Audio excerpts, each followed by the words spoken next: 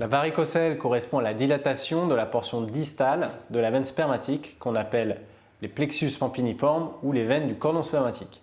Elle est secondaire à la dilatation sur toute sa hauteur de la veine spermatique, c'est-à-dire de la veine du testicule, ce étant dû à l'insuffisance de leur clapet qu'on appelle les valvules. La varicocèle est présente chez 20% des hommes et apparaît à partir de la jeune vie adulte, c'est-à-dire entre 15 et 25 ans. On la retrouve plus fréquemment dans les troubles de fertilité. Elle est présente dans 35% des infertilités primaires et 70% des infertilités secondaires. Pour des raisons anatomiques et d'angulation de branchement de la veine, elle survient principalement du côté gauche, mais il n'est pas rare d'observer une varicocèle des deux côtés. En revanche, il est rare d'avoir une varicocèle symptomatique uniquement du côté droit.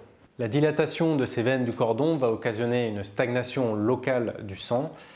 On suppose que ça va augmenter localement la chaleur et générer une stagnation des déchets sanguins au sein de ces veines, ce qui peut perturber le fonctionnement du testicule. Donc ça va altérer la fabrication des spermatozoïdes et se traduire par une dégradation des paramètres du spermogramme, notamment au niveau du nombre et de la performance des spermatozoïdes. Et en parallèle, ça peut aussi occasionner des problèmes de trophicité du testicule du côté atteint qui sera moins volumineux que le côté contralatéral.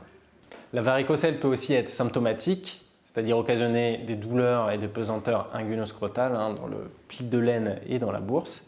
Elle peut aussi occasionner une gêne esthétique. Lorsque la varicocèle est associée à une altération des paramètres du spermogramme et dans un contexte d'infertilité primaire ou secondaire, il est recommandé de pratiquer une chirurgie ou une embolisation. Le bénéfice du traitement sera observé entre 3 et 6 mois après l'intervention parce que le cycle de fabrication d'un spermatozoïde est de 3 mois. L'embolisation est un traitement mini-invasif de la varicocèle, pratiqué sous anesthésie locale et lors d'un séjour ambulatoire. L'efficacité de l'embolisation est superposable à la chirurgie. Sa réalisation est indolore et elle ne laisse aucune cicatrice.